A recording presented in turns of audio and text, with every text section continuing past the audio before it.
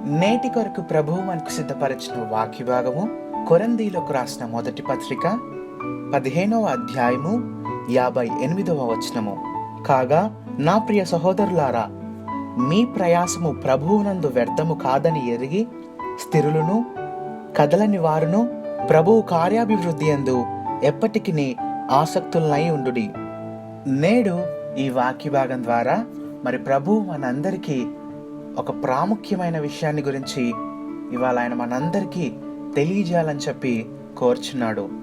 అయితే చదవబడిన వాక్య భాగం యొక్క సారాంశం ఏంటంటే మనందరం కూడా ప్రభు పనిలో ఉండాలి, కదలని వారిగా స్థిరులుగా ప్రభు పనిలో ముందుండి ప్రభు పనిని మనం ఆసక్తిగా జరిగించాలి అని చెప్పి ఈ వచనం యొక్క సారాంశం.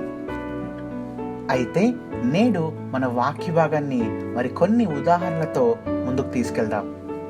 అవును ప్రియ నేస్తమా, మనందరికీ తెలిసిన విధంగా ఒక కంపెనీలో ఎవరైనా ఇన్వెస్ట్ చేస్తే లాస్ అయ్యి వారి కష్టపడిన శ్రమ అంతా వృధా అవ్వచ్చు.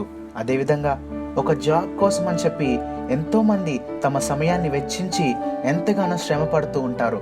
కానీ చివరికి మాత్రం ఒక్క మార్కుతో ఆ జాబ్ రాకుండా టైం అంతా వారి ఎఫర్ట్స్ అంతా వేస్ట్ అవుతూ ఉంటాయి. కానీ ప్రభు కోసం, ఆయన పని కోసం మనం చేసే ఏ చిన్న ప్రయత్నం కూడా, ఎంత చిన్న ప్రయాస అయినా కూడా అది వ్యర్థం అవ్వదు అని చెప్పి దేవుని వాక్యం చాలా స్పష్టంగా మనకు తెలియజేస్తుంది. కానీ నేడు మనిషి వృధా అయ్యే వాటి కొరకు చూపిస్తున్న శ్రద్ధ, ఆ ప్రయాస వ్యర్థం కాని ప్రభు సేవలో చూపించకపోవటం చాలా బాధాకరం. ప్రియనేస్తమా, మనందరం ఈ లోకానికి వచ్చింది దేవుని ఇష్టాన్ని నెరవేర్చడానికి కానీ మన ఇష్టాలని నెరవేర్చుకోవటానికి కాదు, మనకిష్టం వచ్చినట్లు జీవించడానికి కాదు అన్న విషయాన్ని మనం జ్ఞాపకంలో ఉంచుకోవాలి. అదేవిధంగా ప్రియనేస్తమా, కేవలం ఈ 70-80 సంవత్సరాల సుఖం కోసం, దానిలో ఉన్న సంతోషం కోసం చూసుకొని వాటిల్లోనే ఆనందాన్ని వెతుక్కొని ఆత్మను గురించి పట్టించుకోక నిన్ను నీవే నాశనానికి నడిపించుకుంటున్నావు అన్న విషయాన్ని జ్ఞాపకంలో ఉంచుకో. అదేవిధంగా ప్రభు సేవ చేయటానికి, ఆయన కొరకు బ్రతకటానికి డబ్బు అవసరం, అంతేకాని ఆ డబ్బు కోసమే బ్రతకటం చాలా పెద్ద పాపం.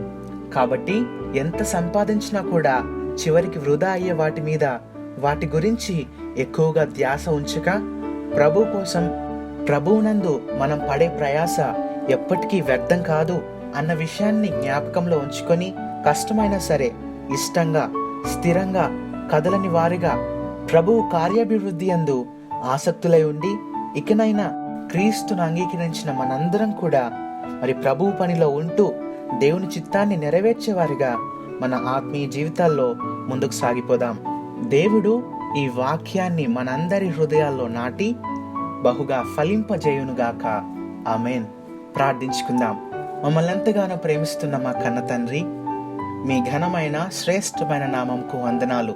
దేవా, మీ పనిలో మేము ముందుంటూ మీ చిత్తాన్ని జరిగించేవారిగా ఎన్ని అడ్డంకులు వచ్చినా కూడా మా విశ్వాసాన్ని మేము కోల్పోక కదలక ఒక స్థిరమైన జీవితాన్ని మీ కొరకు మేము జీవిస్తూ మీ పనిలో మేము ముందుంటూ మీ చిత్తాన్ని నెరవేర్చేవారిగా ఉండే అటువంటి భాగ్యాన్ని, అటువంటి మహా ధన్యకరమైన జీవితాన్ని మా అందరికీ దయచేయమని క్రీస్తు యేసు పేరిట ఈ ప్రార్థన అడుగుచున్నాము తండ్రి. Amen. Have a blessed day.